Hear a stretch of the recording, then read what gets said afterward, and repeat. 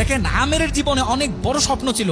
সে হজ করতে যাবে, সে কাবাগর তাওয়াফ করবে, এটা তার স্বপ্ন ছিল। এবং গত পরশুদিনই তার হজের ফ্লাইট ছিল। সে যখন এয়ারপোর্টে আসলো, পাসপোর্টে নিরাপত্তাজনিত কিছু সমস্যার কারণে তাকে একটু দাঁড় করিয়ে রাখা হলো। সমস্যার সমাধান যখন হলো, তাকে যখন ছেড়ে দেওয়া হলো, তখন আসলে অনেক দেরি হয়ে গেছে। কারণ আমেরের সাথে অন্যান্য যে হজ যাত্রী, তারা এতক্ষণে বিমানে উঠে গেছে এবং বিমানের দরজা ভিতর থেকে বন্ধ করে দেওয়া হয়েছে। তখন সেই এয়ারপোর্টের অফিসাররা সেই পাইলটের সাথে কথা বললো, পাইলটের সাথে যোগাযোগ করলো, পাইলটকে বললো যে দেখেন, একজন হজ যাত্রী নিরাপত্তাজনিত কিছু সমস্যার কারণে বিমানে উঠতে একটু দেরি হয়ে গেছে, তাকে একটু বিমানে উঠিয়ে নেন। সে বিমানে উঠতে পারে নাই।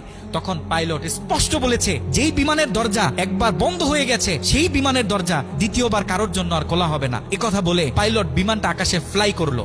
সেই অফিসাররা তখন আমেরকে বুঝাইতেছে, দেখো বিমান তো চলে গেছে, তুমি আর যেতে পারবে না, তুমি বাড়িতে চলে যাও, নেক্সট টাইমে তুমি হজে যাওয়ার জন্য ট্রাই করো। তখন সে আমাদের মুসলিম ভাই, সে হজ যাত্রী, সে কি বলেছে জানেন? সে বলেছে, আমি আমার রবের উপর পরিপূর্ণ তাকওয়া রাখলাম, আমি আমার রবের উপর পরিপূর্ণ আস্থা রাখলাম, আমি হজ করেই বাড়িতে ফিরবো, হজ না করে আমি বাড়িতে ফিরবো না।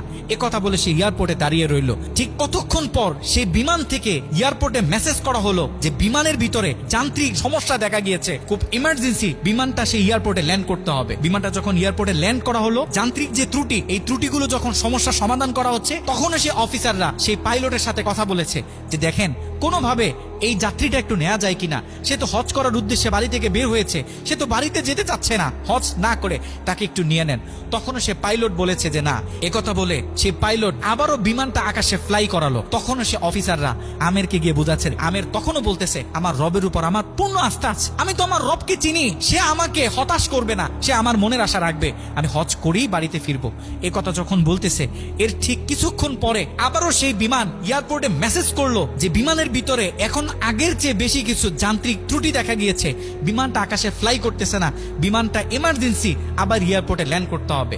বিমানটা যখন এয়ারপোর্টে ল্যান্ড করলো, তখন সে পাইলট নিজে বিমান থেকে নেমে সে অফিসারদেরকে বলতেছে, সেই হজ যাত্রী কই, যাকে ছাড়া আমরা মক্কার উদ্দেশ্যে রওনা দিলাম, তাকে আমার হাতে তুলে দেন। আমি যতটুকু বুঝতেছি, তাকে ছাড়া এই বিমান যতবারই আমরা আকাশে ফ্লাই করব, মক্কার উদ্দেশ্যে রওনা হব, আমার মনে হয় না যে এই বিমান স্বাভাবিকভাবে মক্কাতে গিয়ে পৌঁছাবে। তখন সে পাইলট সে আমেরের হাত ধরে নিজে নিয়ে সে বিমানের ভিতরে বসিয়ে দিল।